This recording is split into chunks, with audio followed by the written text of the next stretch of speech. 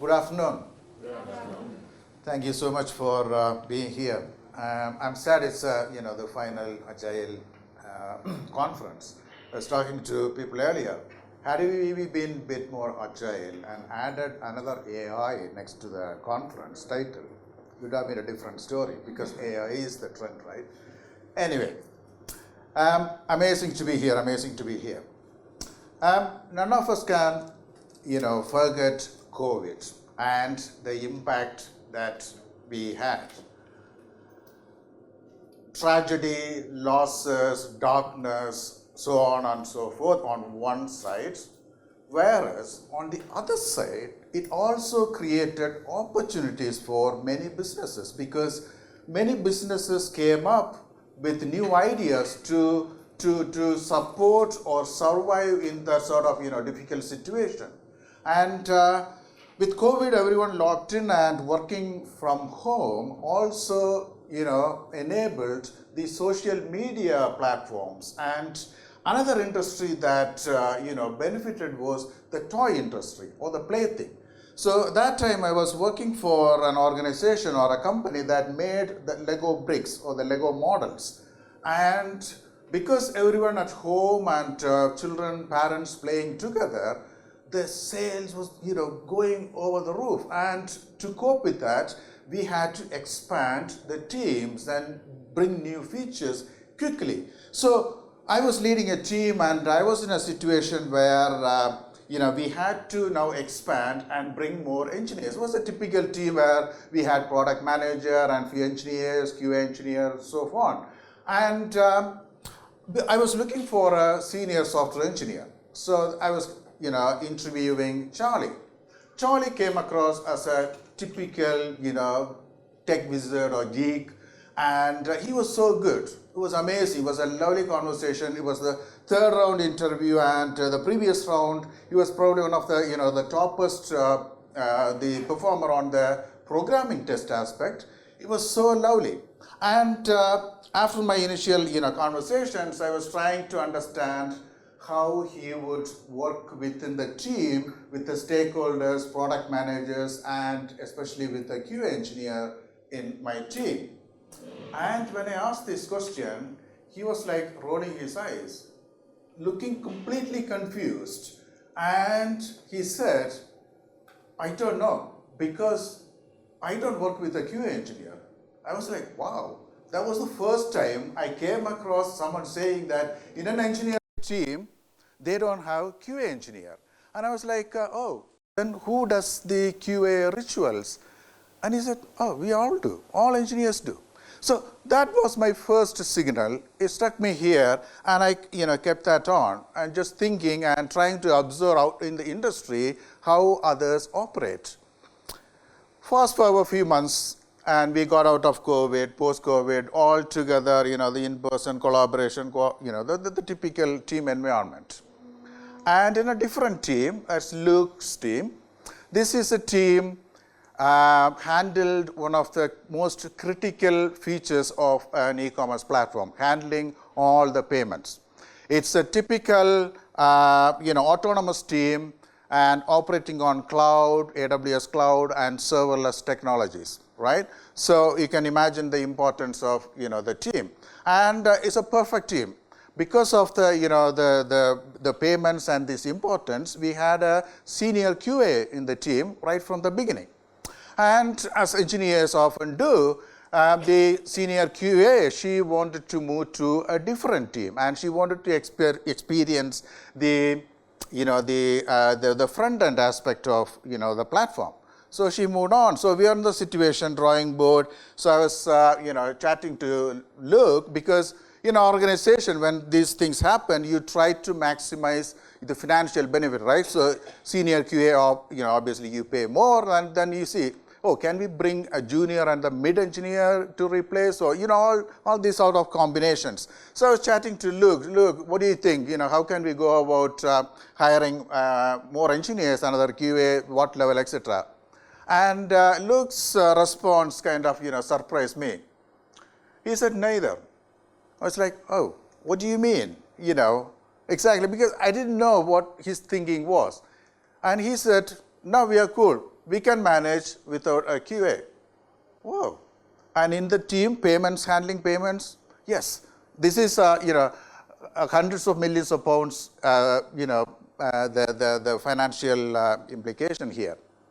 So that kind of got me into, okay, there are situations, there is a trend maybe in certain teams where they are comfortable without operating a QA engineer. Okay, what are those teams? How do they operate? Is that always the case? So that's kind of the background to this talk and how I got to observe how some of the modern teams operate. So in that sense, the agenda is very simple. We'll just briefly look at QA and where it started and where we are, and we will look at team autonomy and how some of the modern teams operate in different organizations, and what is this fast flow that often you hear, and then we will look at some of the blockers and shifters and that kind of a paved way for these sort of ways working in an organization. My name is Sheen Brisals, and I'm based in London, but my career started back here in Bangalore back in the early 90s. So that's why I feel sad when I sit in the traffic these days, thinking back all the glory days. And I'm a co-author of this book. My co-author was Luke, I mentioned earlier on. So this book came out last year. Currently, I'm writing this book. Its early release is out there, and just 3 more chapters to go. And then I'll go to copy editing and will be formally published. Before I progress, I need to make this disclaimer, right? No harm done to any QA while I was preparing this talk. Keep that in mind. All good. All jobs are all secure. Don't worry.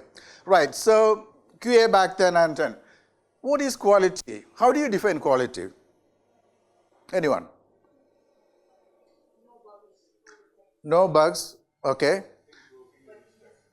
Things working as expected. So there is an expectation, then you map against the expectation, right? So this is like, the speed. How do you define speed? Okay, yeah, that's a good one. So like speed, you need to say what is your speed. Like 20 kilometers per hour, when I'm walking, is fast. But when I'm driving, it's slow, right? So similarly, quality is like fitness for use, or you have certain criteria, then you match, and that's how it is. So it originated back in those days, even before the the software engineering came into being, from the production industry, where you had specifications for a product, and then when the product is out, you match against those specifications. If the product met, then you say, oh, it's a quality product. If you built instead of steel, if you did plastic, then you say it's rubbish. So that's sort of the measure. And during the process, there is quality planning that controls the overall aspect of the quality, and then we get to the assurance part that makes sure that things are in order, there are no issues or errors, and then the quality check happens at every stage, quality control, what we call. So that's kind of the typical production.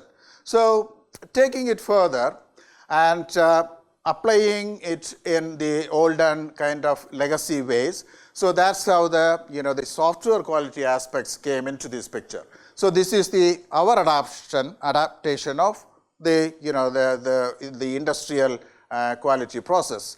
So when we see a waterfall model, you have the requirements and you go through the entire phase and you do the release and maintenance, and then there is this testing phase. So back in those days, that's takes weeks or months, and then the QA team works behind the scene, and they take over the product and go through their processes and procedures and stuff like that, and then they produce bugs for others to fix. So that means kind of the product development stalls there until the QA completes, and engineers move on to do something else and wait for bugs to be raised, etc., etc.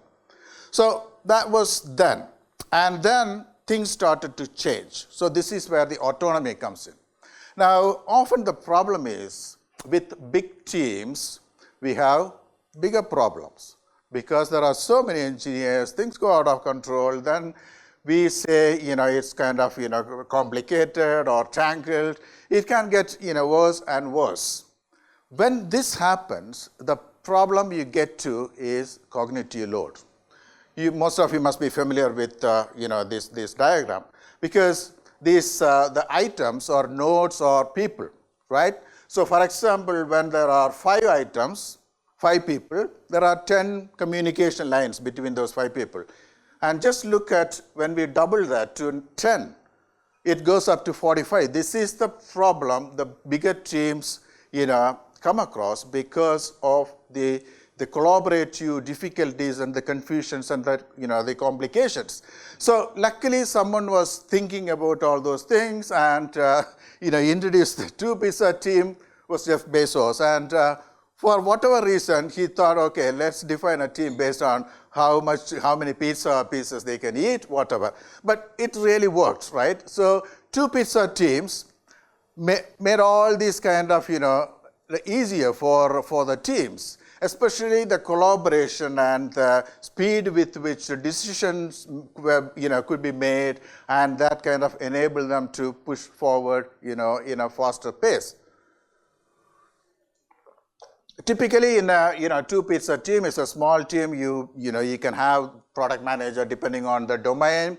You have the engineering lead engineers, and sometimes UX if you're doing the user interface aspects and things, data engineers, so on and so forth. Then what happened was, as this was slowly becoming popular, the QA engineers role got promoted or elevated. So the typical legacy testing team or QA team that we had, and then on the other side, we have these sort of autonomous 2-pizza teams, starting to come up. And then what happened was we started to distribute the QA engineers from the traditional teams and place them in each individual autonomous teams, right? So that kind of happened, and that made a team, such a 2-pizza team as a complete team. So that also brought more responsibilities for the QA engineers because they're no longer simply testing. So this is a typical, the modern kind of, equivalent of our waterfall model, where we get an idea, we do the design or, analysis and design, then push to development, and then it goes to production or release, and we don't go into a maintenance mode, rather we operate it. And then we iterate. So take the next iteration, and that cycle goes on. So during this process, the QA, now part of the small team, is also involved in the entire process. So you can start to see the shifting towards the left is slowly starting to take shape. So that means everyone is involved in every activity, and QA engineer is part of every activity. So I worked in teams where QA engineers, become part of the ideation stage. Even the architectural discussions and decisions, they are part of those, sort of teams. So this happened. In parallel, there's another shift that was happening. That is the DevOps. The typical you build, you run, that sort of the culture, right? So this is kind of pushing more towards the left, towards the engineers or engineering teams.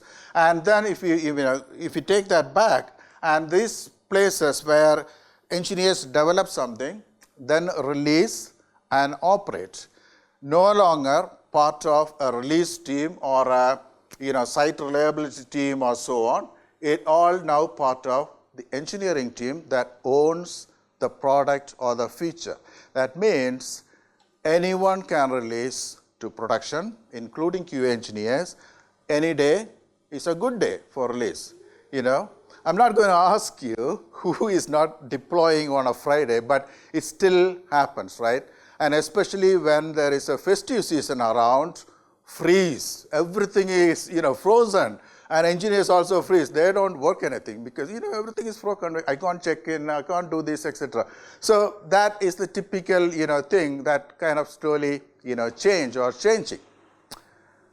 From a different angle, this was taking more traction. domain-driven design. Who has read this book? Just one. There are at least a dozen or so books to make you understand DDD better, right?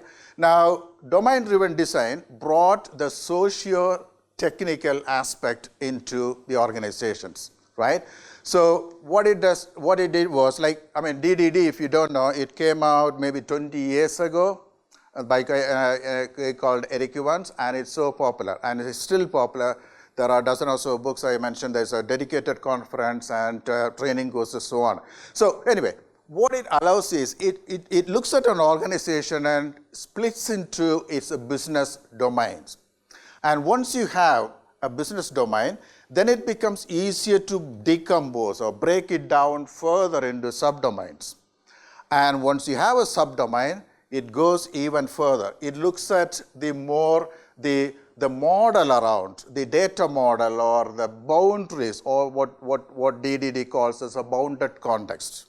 So for example, in here, so when you have loyalty as a subdomain, the bounded context could be the rewards part of the loyalty program.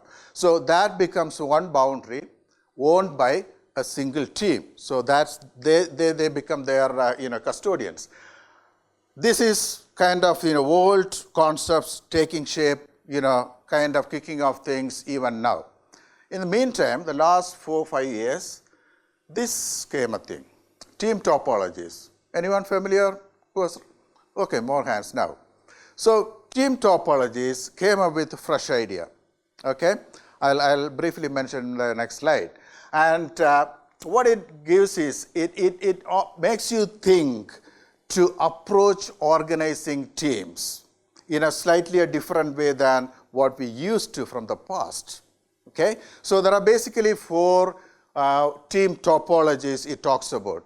Stream-aligned team is basically a value stream. That means you have a feature or you have a product or a service that you want to get to production, and you have a team working based on that. That's the stream-aligned team. And when it comes to enabling teams like support team is a different thing. The enabling team is like, you want to set up your CI/CD pipeline, for example, where you use GitHub Actions or Circle CI.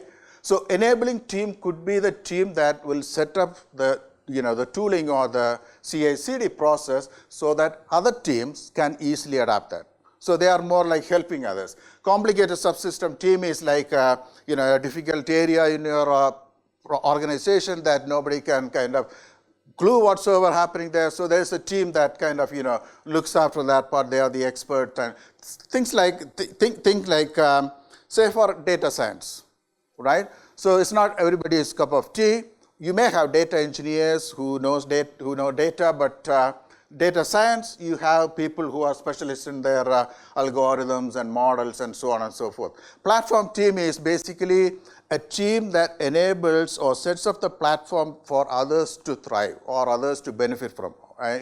It brings the productivity gain. Platform team is not just engineering team. It could be a finance or payment system organization where everybody can kind of use it as a self-serving model. And then it promotes the interaction models like collaboration. Collaboration is like a typical team collaboration, and then facilitating is like a temporary kind of setup where if there are 2 or 3 different teams, they want to collaborate, and there's somebody there to facilitate that. So they will just set it up and then disappear. So that's the way of operating. Anyway, so what team topologies brought was like the ownership to each boundary. So now you have more clarity, more control in each team what they do. And if I went on further in terms of technology, this is where they start thinking about their APIs, microservices, contracts, and events, and so on and so forth. Right, so this happened. And how the whole thing, what I explained, will look like in an organization. So, for example, this is your bounded context where I just show, microservice symbols. It could be apps or whatever. And then you have a dedicated autonomous team here that owns this thing. They are the owners. And then they also operate their products, in cloud or wherever, they deploy. So this is what the autonomous team setup and owning a product, etc. Right? So let's now move on with this understanding to see what is this fast flow is. Now, we are all agile, and we probably know what agility means. Just to reiterate, the process that I mentioned earlier on, iterating, taking through each iteration, slow, small increments. So that's the typical of how we operate. So then you combine that with the typical, sprint cycles or how you kind of iterate, and that's basically agility. So to put in words, you have increment, you have iteration, that's the agility we get. And once we have agility, so we establish the agility, then we can bring in the next element, and that is automation. So with this setup, now you bring in this automated deployment pipeline, the typical CI/CD stuff that we talk about, that is automation. I mean, not just deployment, test automation, so on and so forth. So now, if we compile the agility with automation, we get acceleration.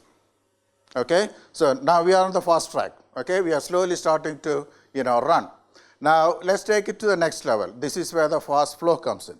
So we have acceleration now. Now, the next thing we need is value for the business. It's good that, we can run 100 miles per hour, the teams, but unless they bring value to the organization, there is no point, right? So we can do all sorts of dance and stuff. There is no value for anyone. So this is when the value comes in as part of the, the velocity or the speed, and that's the true fast flow. So you have agility that brings value to the business, and that is the fast flow, right? So typically in an agile team, autonomous team, they do these things. Engineers deploy multiple increments all the time, all the day, and everyone deploys, everyone, Friday is good, all sorts of things. And to give an example, if I bring this back as a setup, now what will happen is in an autonomous team environment, you have this, boundary. I put some names here for the services, and then because these are microservices, each microservice will have its independent deployment pipeline. So that means an engineer can work on a change in pay by link service and can progress all the way to releasing it. Now, add more engineers. If the team, 3 or 4 engineers, they can all work in parallel without stepping on each other's toes, independently on service changes, incrementing, deploying, happily moving on.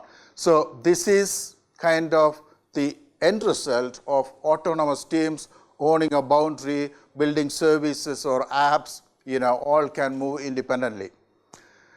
Right, you may be thinking, everything is going fine, right? What's the problem? Here comes the blockers, right? So if we go back to the diagram, the first blocker is the QA gate, also known as the QA sign-off. How many of your teams still have the QA sign-off process? Right.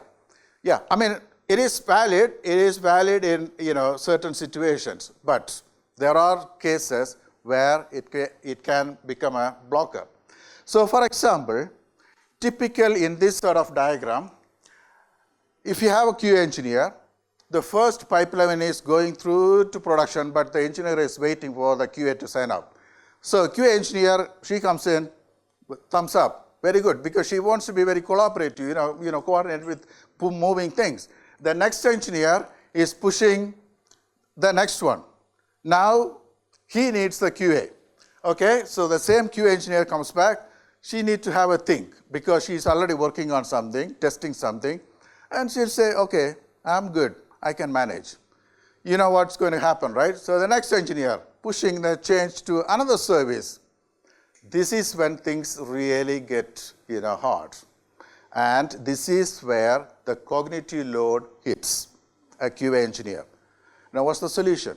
Add more QA engineers? No, that's not economically viable for a team, right? So this is the situation we get to.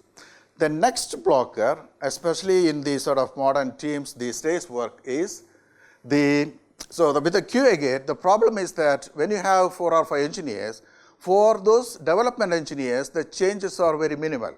But for a QA, as a total impact is huge. Now, the next one, what I call the PR gate or the pull request gate. Typically what happens is some teams, the way they operate is like when an engineer made a change, when they kind of working on a branch, before they want to merge that into the main stream, they require the QA to give a note, oh, all good. So what QA engineers do is pull that into your local environment or their personal cloud environment, do the testing and make sure that it's good. The problem is that 1, 2, 3, they can block the pipeline. So if you are familiar with the typical the value stream mapping, so for example, imagine that the end-to-end pipeline for this service only takes an hour from pushing a change to releasing to customers. And if the wait is for a day, that is your value stream impact the teams go through. Then there are things shifting. I briefly mentioned about the shifts. So there are other shifting things happen. For example, the responsibility shift. Who is working with clouds here? Right. Most cloud providers have the shared responsibility model, right? If you are familiar with. That means cloud providers take care of certain things and consumers as us also need to take care of certain things, what they call the shared responsibilities. For example, this is from AWS, as this is the security sharing. So the orange part is where the cloud providers take care of the security of the cloud. Consumers, we take care of the security in the cloud. That means our application, how we secure. The same is applicable in sustainability as well. So if if sustainability is a big thing in your organization, remember that. The same way it goes. Anyway, so what this brought us, few things. Cloud engineers or serverless or the engineers working in these teams are now becoming a diverse engineers, taking care of more responsibilities and learning more things. Gone are the days when engineers are just programmers. I can only program in Java or C and things like that. No. Things are changing or change. They now need to know how to secure an application, how to queue things up, how to do NoSQL or SQL data source and operate them, how to do the sort of the data modeling aspects and queries and all sorts of things. So that way, many engineers also write tests. So that also becomes, already they're doing like, unit test and part of the, I don't know if it's a, test-driven development, etc. But now they can kind of move on to occupy some of the areas that QA engineers been kind of, taking care of, because technology has changed and not much difference between how tests are written and how engineers are doing the, the programs and stuff. And then that brought shift in patterns. Everyone must be familiar with the test pyramid, right? Plenty of unit tests and then integration and end-to-end tests. But thing is, back in those days when we had this sort of framework, this was the thing. The QA's job those days was to find bugs. Like typically we spent a month doing testing and then you get to all the bugs and then go into the bug fixing mode, right? So another phase. But now things are happening so fast and we are trying to prevent the bug. Now, so this also shifted the mode of testing, how we test modern applications, because one of the big influences here is automation. So typically, if you work in a backend team, backend services team, you can understand this. the automation tests occupy most. There may be a few, manual tests and bits and pieces, but majority the automated test. And in a distributed environment, when you have distributed application across your organization outside, where is the end to end? Which end is A, which end is B? Because there are things happening all the time, synchronously or asynchronously, workflows, orchestration, so on and so forth. So these sort of questions keep rising. Do you really need end-to-end test? So because of those changes, and unit tests, of course, you need to write. And integration tests, yes, plenty of them, because they are, you are integrating with the different services. And when it comes to end-to-end test, depends. You're not kind of hard on, you have to go from end A to Z. It depends how you kind of take in your organization. And contract testing, especially if you work with APIs and stuff, yes. Load testing is a big thing, especially back in those days. But now with cloud, what are you testing for? Are you testing a cloud provider's ability to scale up? So this again, shifts in our thinking. And also you need to think of cost. If you're trying to emulate your high load, that means you're paying for the cloud resources you use, right? So this is where the trust and understanding of the cloud services, the limits and capabilities come into the picture. And then, of course, the performance test, that again depends. There are cases where you probably need to do the testing, and then there are situations where you need to understand. Because modern days, performance does not mean that it go to the top notch. It should go up to the optimum, because sustainability comes into the picture, cost comes into the picture. So that's why you are not always optimizing or tuning for high performance. You are also tuning for cost and sustainability. There can be cases in your business process flow where you can deliberately put the performance down, because that's a nightly process. You don't need to face the customer. So you can slow things down. You gain in terms of the cost and sustainability. So this sort of thinking shifted our model, especially in serverless. What I see is the honeycomb model now, because you do the integration and then you kind of end-to-end and unit test are a bit different. The reason why it strung unit test is because of this one. Especially working in cloud and serverless, your business logic is not always in your function code or program code. It can also live as orchestrations. It can also live in the way you do your infrastructure.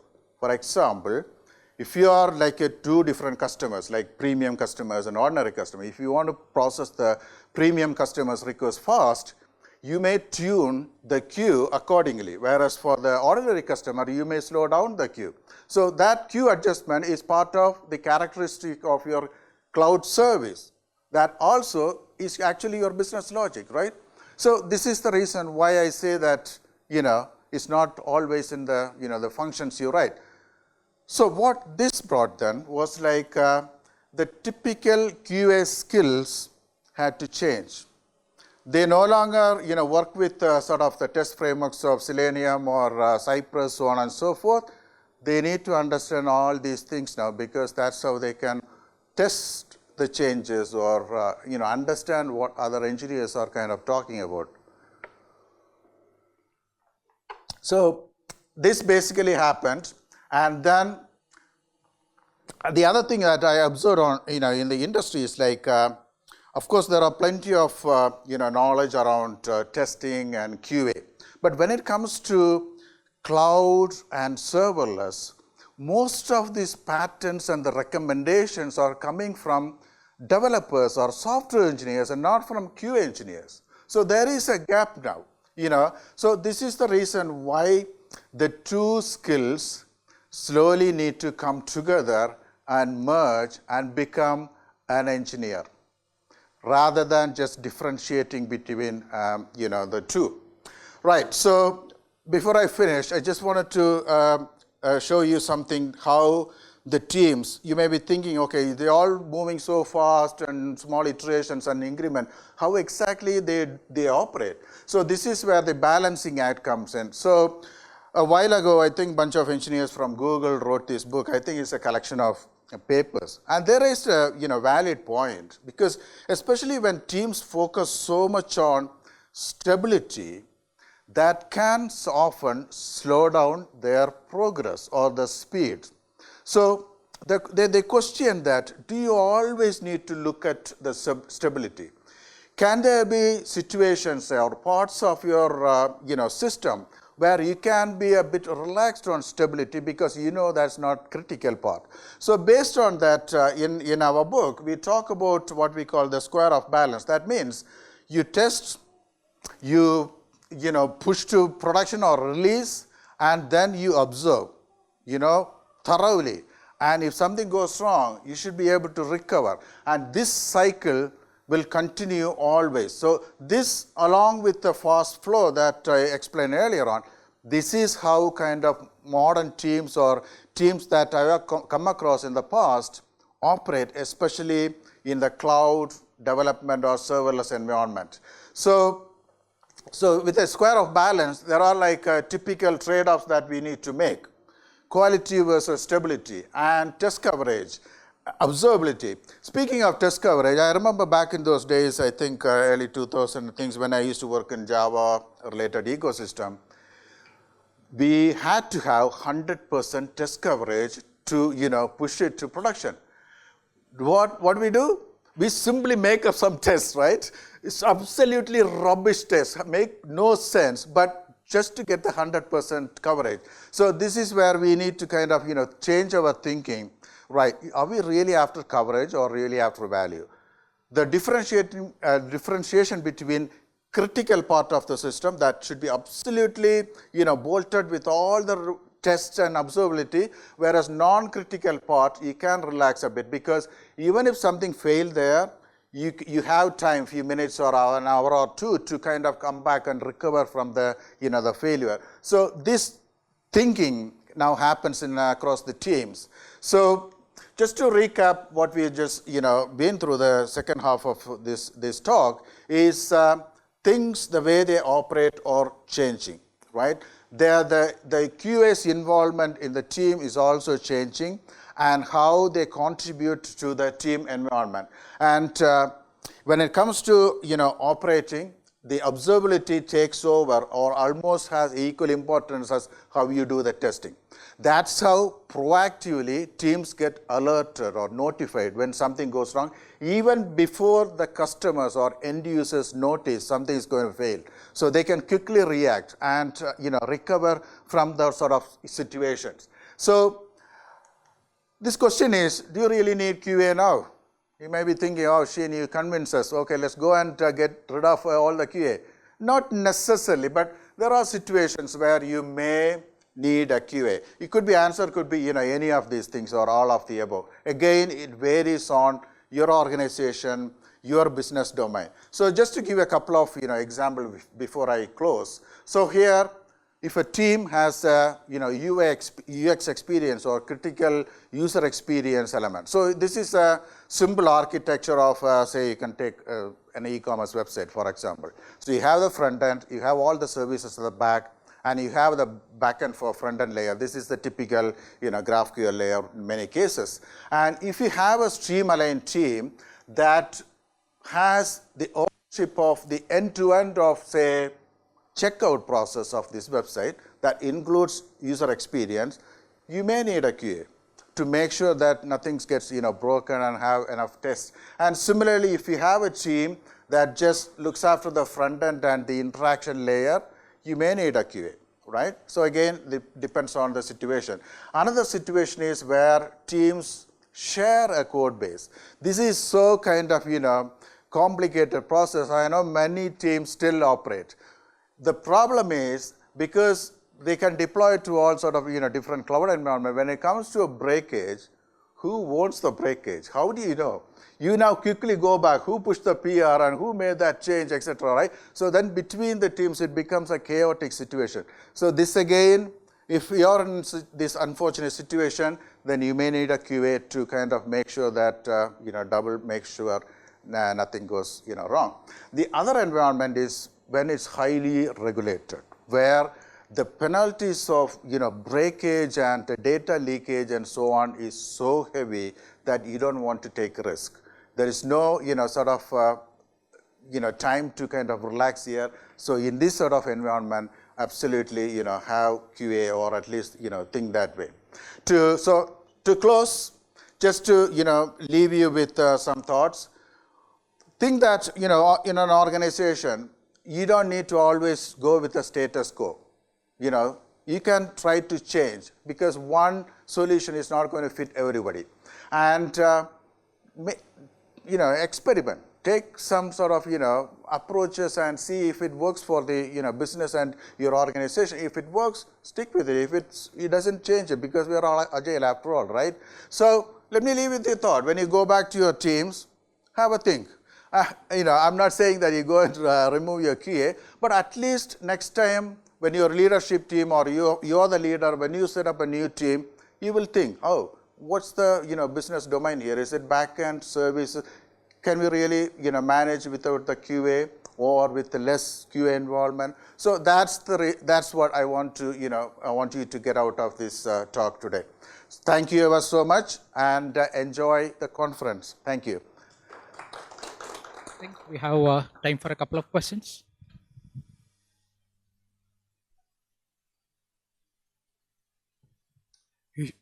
Hello. Hey, Sheen. Thank you for the talk. My question is, I think from a capability and a skills perspective, I think fully with you, I think what you were mentioning today. My question is more in terms of thinking.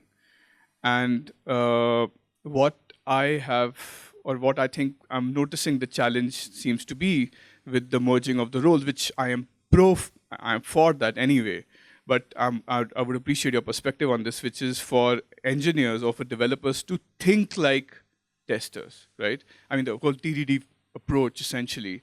But whether we like it or not, I'm not sure whether that approach from a, kind of an enterprise applications perspective, end-to-end testing perspective, is that, what's your experience being in action, where are we seeing, signs where we are able to see success as thinking like how I can break it, so write a failed test and then kind of write the code to pass it, but not just leave it at a unit test level, but kind of extending that thinking through all stages of development as well. Have there been success stories that we've been able to establish that? What's your thinking around that side? Yeah.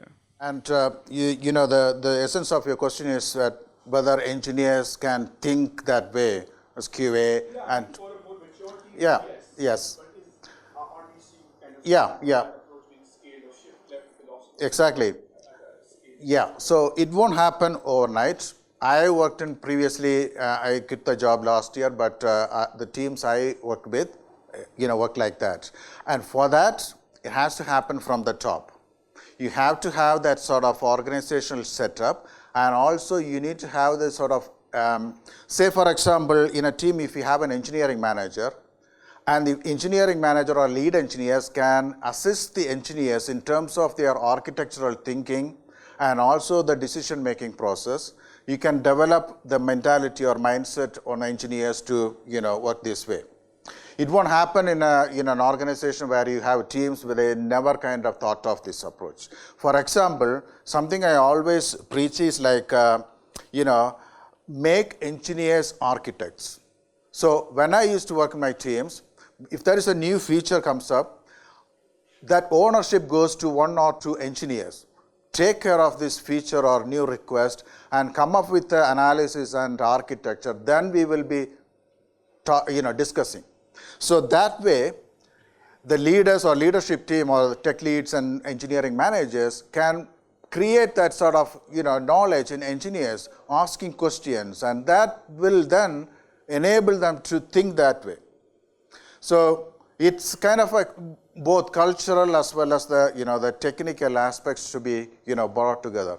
But it is achievable. There are many teams operate this way, but it's not something that happens overnight.